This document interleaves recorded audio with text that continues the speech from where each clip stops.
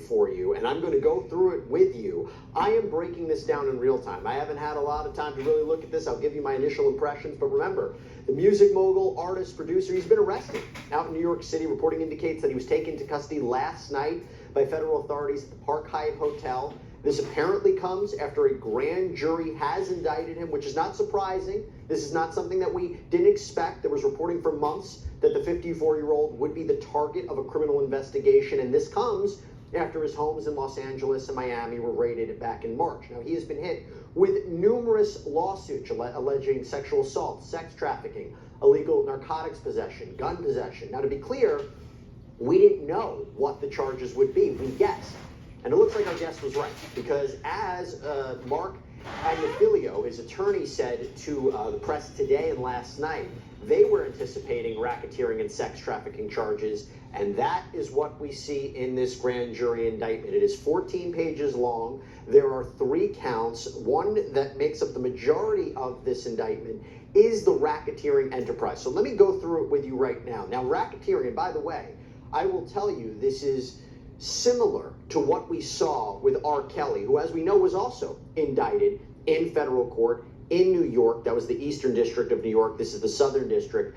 He was ultimately convicted and sentenced to 30 years in prison. So racketeering, what we are talking about here, is a criminal enterprise. And a conspiracy to commit the racketeering statute is there's a criminal agreement, there's a number of overt acts, there's predicate crimes. So there's things that Diddy is not necessarily being charged with on an individual basis, but they make up this criminal enterprise. In other words, there's evidence that will show this is a criminal enterprise. So I'm going to go through it with you right now. Again, this is from the Southern District of New York. It says, overview, count 1, racketeering conspiracy. For decades, Sean Combs, a.k.a. Puff Daddy, P. Diddy, PD, Love, they always use his name throughout this, the different monikers. The defendant abused, threatened, and coerced women and others around him to fulfill his sexual desires, protect his reputation, and conceal his conduct. To do so, Combs relied on the employees, resources, and influence of the multifaceted business empire that he led and controlled, creating a criminal enterprise whose members and associates engaged in and attempted to engage in, among other crimes, sex trafficking, forced labor, kidnapping, arson, bribery, and obstruction of justice. A few things here. One, Sean Combs is the only one who's actually listed in this indictment. He's the only named defendant. You have to wonder if anybody else will be cooperating with the government against him. Now, I will let you know, after a brief overview of this, I have not seen the specific names of any other individuals, including the people who filed lawsuits against him.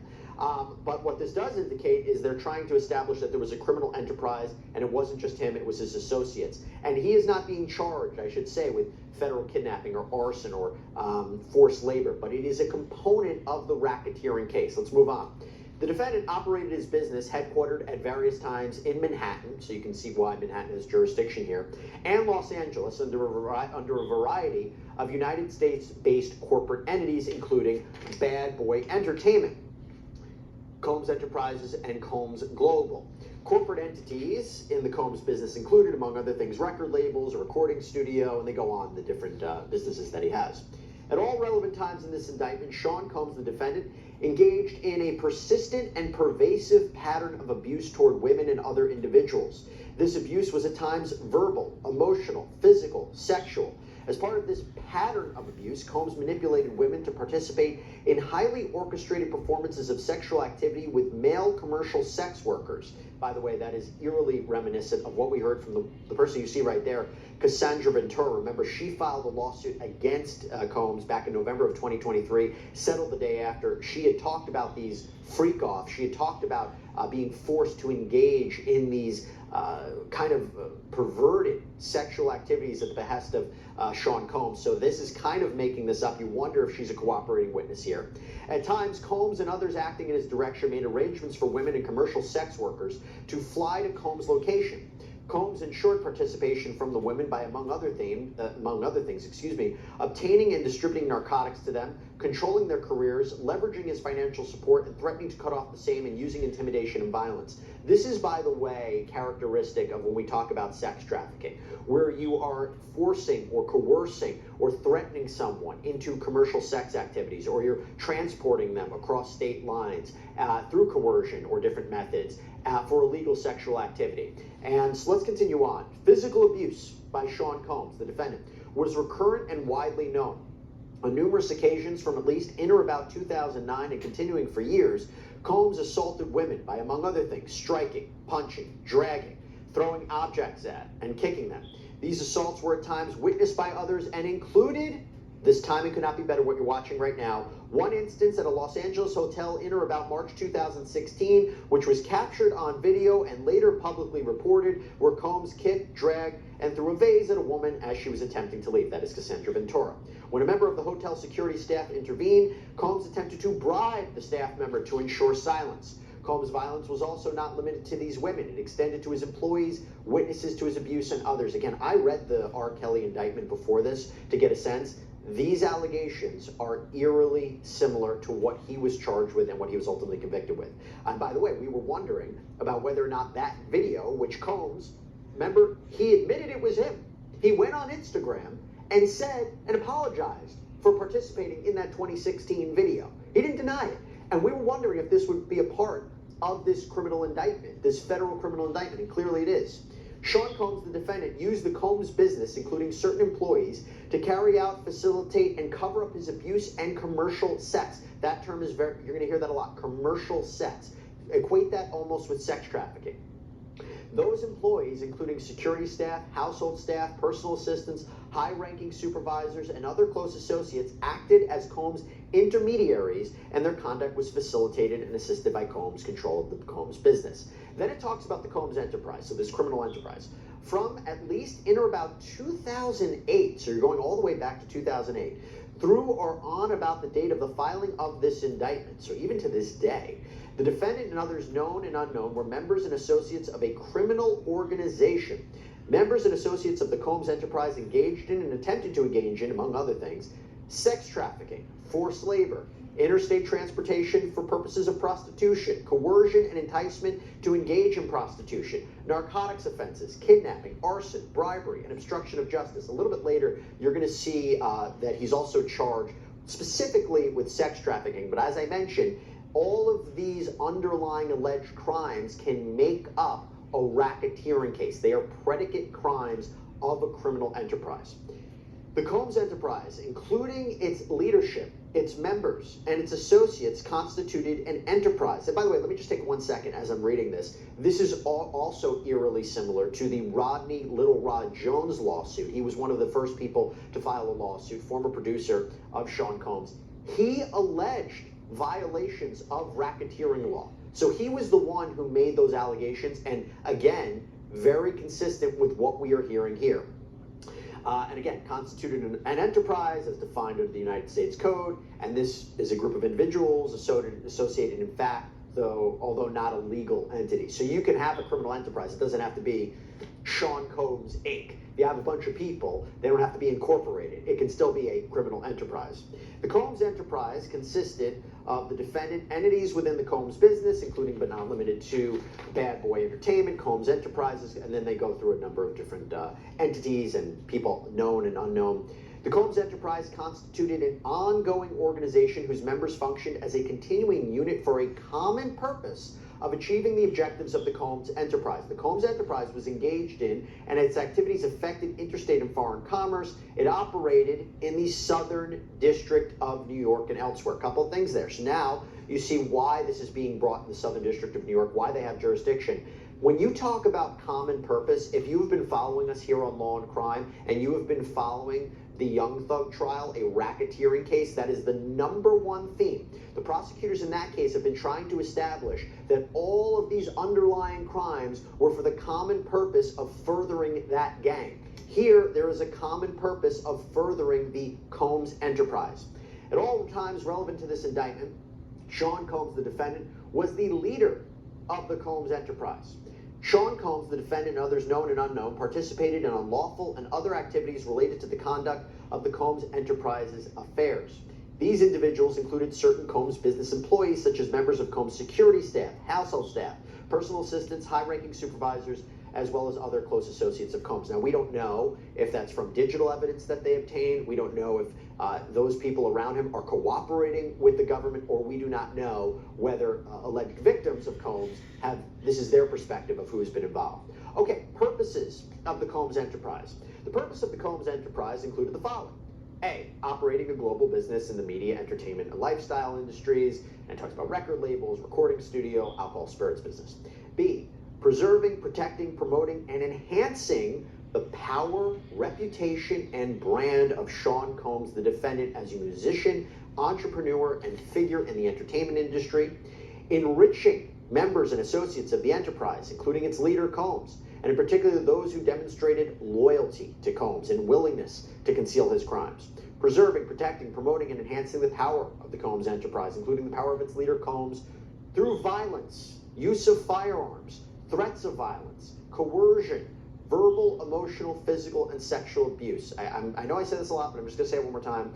This is all consistent with what has been alleged in the multiple lawsuits that he has currently been facing, whether it is Cassandra Ventura, whether it's Joy Dickerson-Neal, whether it's Jane Doe, whether it is Rodney Jones. So again, this is not entirely out of left field with what has been asserted against him. Another purpose of the enterprise, fulfilling the personal desires of Combs, particularly those related to Combs' sexual gratification, including the exploitation of women and the use of commercial sex workers, enabling Combs and other members and associates of the Combs enterprise to engage in unlawful acts of violence, including sexual violence, sex trafficking, forced labor, interstate transportation for purposes of prostitution, and it goes on. This one's interesting. Another purpose of this enterprise, securing absolute loyalty from members of the Combs enterprise, including through acts of violence and threats. And that, again, is something that we heard, particularly in the Rodney Jones lawsuit, that he was allegedly threatened by the defendant. And then finally, the last purpose, protecting the Combs enterprise and its members and associates, including Combs, from detection and prosecution by law enforcement authorities through acts of intimidation, manipulation, bribery, and threats of retaliation. So that is essentially saying obstruction of justice, right? Okay. Now, the means and methods of the enterprise. How did they do this? It says among the means and methods by Sean Combs, the defendant and other members, they used, conduct and participate in the conduct of the affairs of the Combs enterprise. And there's a lot here. I'm not going to go through everything, but it basically says, one example, Combs and other members of the associates wielded the power and prestige of Combs' role at the Combs business to intimidate, threaten, and lure female victims into Combs' orbit, often under the pretense of a romantic relationship. Combs then used force, threats of force, coercion, to cause victims to engage in extended sex acts with male commercial sex workers. This is where they talk about the freak-offs. And they go into a little bit more detail about the freak-offs. During freak-offs, Combs distributed a variety of controlled substances to victims, in part to keep the victims obedient and compliant. Sometimes unbeknownst to the victims, Combs kept videos he filmed of victims engaging in sex acts with commercial sex workers. Makes me wonder if that was what they obtained in those raids.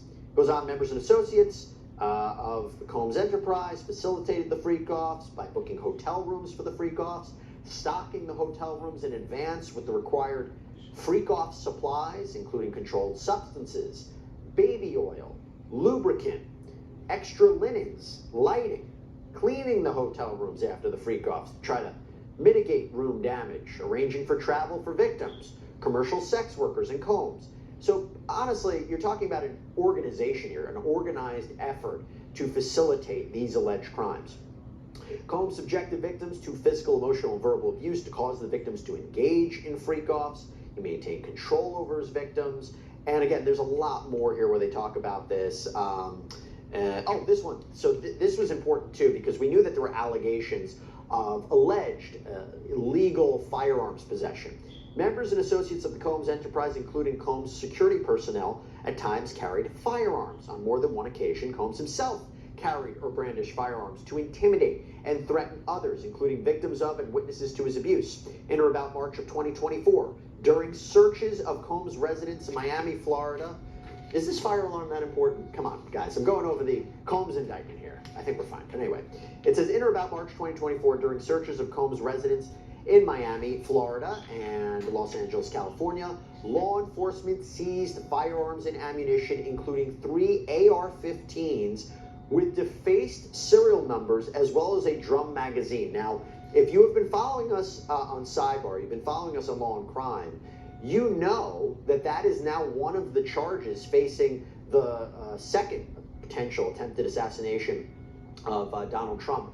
Ryan Ralph, in that case, has been charged with the federal crime of possessing a firearm that had the obliterated serial numbers. So again, while Sean Combs isn't charged with this directly, it is part of the underlying criminal conspiracy, the racketeering case. I'm going to go a little bit more forward here. So he talks a little bit more. Employees, witnesses to his abuse, or others threatened Combs' authority or reputation. Basically, how he wielded power and influence to get people to do what he wants. Now, this is the section that talks about the racketeering conspiracy. From at least in or about 2008 through on or about the date of the filing of this indictment in the Southern District of New York and elsewhere, the defendant and others, known and unknown, being persons employed by associated with the Combs enterprises. So this is more of a legal definition about what racketeering is.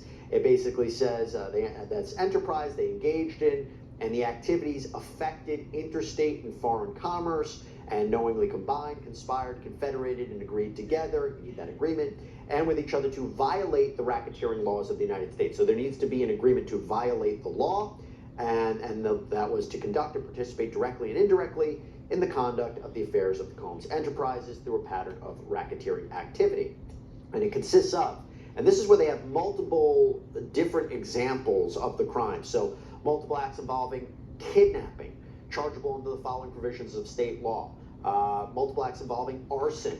Multiple acts indicted under Title 18 relating to tampering with a witness. Multiple acts of forced labor. Multiple acts related to sex trafficking. So these are all these predicate crimes that I talked about when you're trying to prove racketeering. The same thing was charged in the R. Kelly case. You recall with racketeering, he was charged with respect to underlying crimes of forced labor and things of that nature. So again, very similar. In terms of drug offenses, multiple offenses here involving the possession with intent to distribute or distribution of narcotics, and they go through a list of them, including meth. It was a part of the conspiracy that Sean Combs agreed with a conspirator to commit at least 2 acts of racketeering activity. You need at least 2 acts within the course of a 10-year span to ultimately be found guilty of racketeering. And this is a special section. Notice of special sentencing factor. From at least in or about 2009 up to and including in or about 2018 in the Southern District of New York and elsewhere, as part of his agreement to conduct and participate in the conduct of the affairs of the Combs enterprise through a pattern of racketeering activity, the defendant agreed to, in and affecting interstate and foreign commerce, knowingly recruit, entice, harbor, transport, provide, obtain, advertise, maintain, patronize, and solicit by any means a person knowing and in reckless disregard of the fact that means of force, threats of force, fraud, and coercion, this is described in a specific code, any combination of such means would be used to cause the person to engage in a commercial sex act. So it's kind of a sex trafficking allegation there, and I believe, and I don't want to misstate here, and I'm going to look it up real quickly, I believe that this is actually a violation that could carry 20 years in prison. I'm just confirming it right now. This is the racketeering conspiracy. I'll get back to that and double check it. But that was all. Everything I just went through was count 1 in the indictment. Count 1. So now here is count 2. Sex trafficking by force, fraud, or coercion, victim 1. Now we don't know who victim 1 is. That person has not been identified. But it says, from at least in or about 2009 up into and including in or about 2018 in the Southern District of New York, the defendant in and affecting interstate and foreign commerce, and it goes through the definition of what sex trafficking is, by means of force, threats of force, fraud, coercion, as described in the U.S. Code, any combination, would be used to cause the person to engage in a commercial sex act, and attempted, aided, and abetted, and willfully caused the same person, Combs recruited, enticed, harbored, transported, and maintained a person, and attempted, aided, and abetted, and willfully caused victim 1 to engage in commercial sex acts. So again, we do not know who this person is. We can take guesses as who they are, but you have to go through a number of these lawsuits. By the way, assuming that one of these people who have filed a lawsuit against him is victim one. Could it be someone else? We don't know. Count 3, transportation to engage in prostitution. It's also a kind of sex trafficking charge. From at least in or about 2009, up into and including in or about 2004, the defendant knowingly transported an individual in interstate and foreign commerce with intent that the individual engage in prostitution, and attempted, aided, and abetted, and willfully caused the same. To wit, Combs transported, aided, abetted, and willfully caused the transportation of female victims and commercial sex workers in interstate and foreign commerce on multiple occasions with the intent that they engage in prostitution. So again, that's a separate crime. I want to double check these, but I believe these could carry 10 years in prison. And then finally, so those are the 3 counts in the indictment. You have these 2 sex trafficking related charges, and then you have the racketeering charge. And then finally it ends with the forfeiture allegations. You see this a lot in criminal indictments. It's basically suggesting that if you lose this case, if you are convicted, you will have to forfeit over personal property over to the government. As a result of committing the offense alleged in count 1 of this indictment, the defendant shall forfeit to the United States any and all interest the defendant acquired or maintained in violation of the U.S. Code, any and all interest in, securities of, claims against, contract rights, and it goes on, or source of influence over the enterprise named and described herein. So basically, if you profited off of the criminal enterprise, you will have to disgorge those profits, which is very interesting because they are talking about him engaging in an enterprise that made money, that was involved in the music and entertainment industry, but it was also involved in narcotics and different possession as well. Now it says, as a result of committing the offense alleged in count 2 of this indictment, the defendant shall forfeit to the United States. And that's pretty much it. You have a couple more provisions, but that's a good synopsis of what you're seeing in this indictment right here. We're going to take a quick break. We're going to come back. We have a lot more coverage here on Long Crime. Stay